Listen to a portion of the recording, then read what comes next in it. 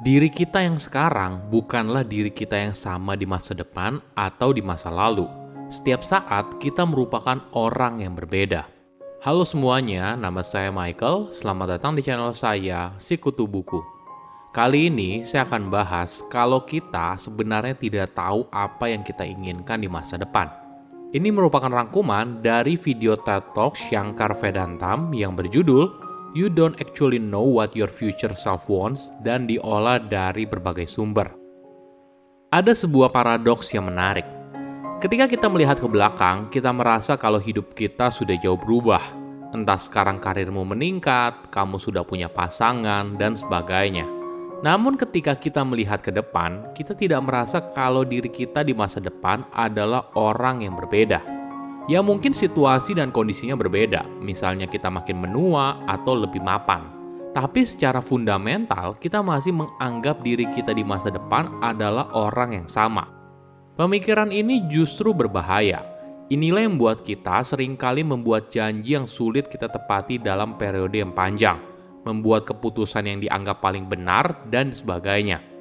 Perlu kita sadari, setiap saat kita adalah orang yang berbeda, baik secara biologis maupun secara psikologis. Sebelum kita mulai, buat kalian mau support channel ini agar terus berkarya, caranya gampang banget. Kalian cukup klik subscribe dan nyalakan loncengnya.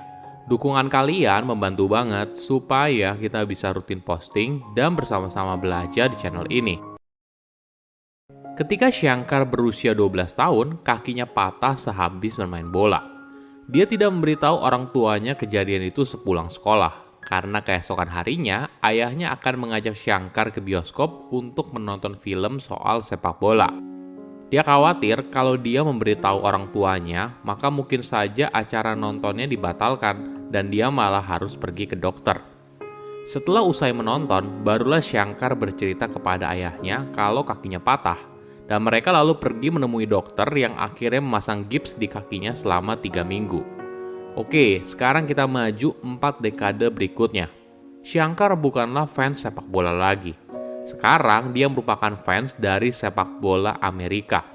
Mungkin jika Shankar yang berusia 12 tahun mengetahui hal ini, dia merasa dikhianati oleh dirinya di masa depan. Nah, berapa banyak hal ini terjadi pada kita? Apa yang kita impikan sejak kecil, ketika kita dewasa, semuanya berubah. Oke, mungkin kita merasa kalau kita kecil wajar saja berubah-ubah. Bagaimana bila ketika kamu berumur 20-an? Saat berada di usia tersebut, Shankar baru lulus jurusan teknik elektro di India Selatan. Namun 30 tahun kemudian dia tinggal di Amerika Serikat, menjadi jurnalis dan sekarang merupakan pembawa acara dari sebuah podcastnya sendiri. Kita harus mengakui fakta ini kalau masa depan itu tidak kita ketahui. Contoh nyatanya adalah selama 3 tahun belakangan, ketika kita pelan-pelan mulai kembali ke normal yang baru setelah melewati fase berat dari pandemi COVID-19. Kita melihat bagaimana COVID-19 mengubah hidup banyak orang. Ada yang kehilangan orang yang dicintai, melakukan isolasi mandiri, bekerja dari rumah, dan sebagainya. Bukan hanya itu, hal ini juga mengubah kita dalam melihat hidup, perspektif, dan mungkin juga pandangan kita. Ada sebuah paradoks yang menarik. Ketika kita melihat ke belakang, kita melihat perubahan besar yang sudah kita lalui hingga berada di titik sekarang. Ada yang sekarang sudah jadi manajer, ada yang gajinya sudah 2 digit, ada yang punya tunangan dan sebentar lagi menikah, dan sebagainya. Namun ketika kita melihat ke depan, kita justru membayangkan kalau kita adalah orang yang sama. Bukan artinya kita tidak tambah tua, mungkin secara fisik kita sadar kalau kita akan menua. Tapi secara fundamental, perspektif dan pandangan hidup, kita tidak merasa kalau kita adalah orang yang berbeda. Ada sebuah kisah yang menarik dari John dan Stephanie Rinka. Pada tahun 1971, mereka memutuskan untuk menikah. Saat itu, John berusia 22 tahun dan Stephanie berusia 19 tahun. Setelah menikah, mereka lalu pergi jalan-jalan, hingga akhirnya mereka memutuskan untuk tinggal di area pedesaan. Di sana, John bekerja sebagai pelatih basket di SMA dan istrinya bekerja sebagai perawat. Stephanie juga sering mendatangi rumah pasien untuk memeriksa kondisi mereka. Banyak dari pasien yang ditemuinya di rumah berada dalam kondisi sakit yang sangat parah.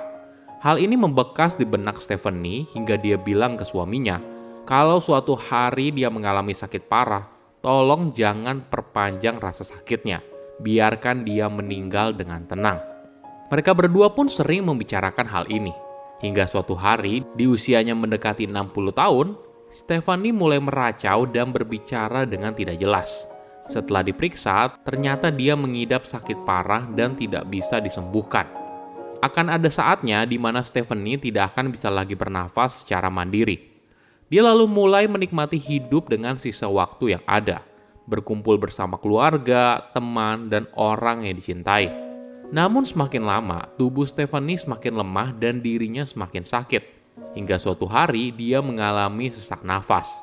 John lalu membawa istrinya ke rumah sakit. Sesampainya di sana, perawat bertanya kepada Stephanie apakah dia ingin menggunakan ventilator. Stephanie lalu menjawab iya. John pun kaget karena selama hampir 30 tahun Stephanie tidak menginginkan hal tersebut. Namun dia diam saja. Keesokan harinya John bertanya kepada istrinya, apakah itu yang dia inginkan? Kemudian istrinya lalu menjawab iya. Inilah sebuah paradoks. Stephanie yang masih muda dan sehat tidak tahu bagaimana hidup Stephanie yang berusia 59 tahun dan mengidap penyakit parah. Stephanie muda juga tidak tahu apa yang diinginkan oleh Stephanie tua. Bagi Stephanie tua, versi dirinya yang masih muda adalah orang asing yang menentukan hidup dan matinya. Filsuf seringkali berbicara hal ini melalui sebuah eksperimen pikiran yang dikenal sebagai kapal Theseus. Alkisah, seorang prajurit hebat bernama Theseus baru kembali dari petualangannya. Kapalnya lalu ditempatkan di sebuah pelabuhan sebagai sebuah monumen pengingat.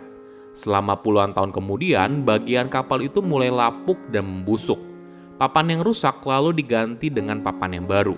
Hingga semua bagian dari kapal Theseus telah diganti 100%. Para filsuf lalu bertanya, jika semua bagian dari kapal Theseus merupakan bagian yang baru, apakah itu masih kapal Theseus? Kamu dan saya adalah contoh nyata dari kapal Theseus. Sel yang ada di tubuh kita berganti setiap saat. Kamu 10 tahun yang lalu bukanlah kamu yang sekarang. Secara biologis, kamu adalah orang yang berbeda. Tidak hanya itu, di bagian psikologi, kita juga selalu menjadi orang yang baru. Tidak heran ketika kecil kita bercita-cita ingin jadi pilot, dokter, tentara, dan sebagainya. Namun ketika kita berusia 20-an, kita punya mimpi yang berbeda. Ketika kita berusia 30-an atau 40-an, mungkin saja apa yang kita lakukan sama sekali tidak pernah terpikirkan sebelumnya. Ini yang harus kita pahami. Ketika kita membuat sebuah janji, apalagi sebuah janji dalam periode yang panjang, misalnya janji saling mencintai hingga maut memisahkan, kita sedang membuat janji di mana orang asing di masa depan harus menepatinya. Diri kita di masa depan belum tentu punya pandangan yang sama, perspektif yang sama, atau harapan yang sama. Jangan sampai ketika diri kita di masa depan 20 atau 30 tahun lagi melihat ke belakang, orang itu melihatnya dengan penuh kekesalan dan kekecewaan. Diri kita di masa depan mungkin bertanya, kenapa sih kok kamu ambil keputusan itu? Silahkan komen di kolom komentar pelajaran apa yang kalian dapat ketika tahu informasi ini. Selain itu, komen juga mau tahu informasi apa lagi yang saya review di video berikutnya. Saya undur diri, jangan lupa subscribe channel YouTube Sikutu Buku. Bye-bye.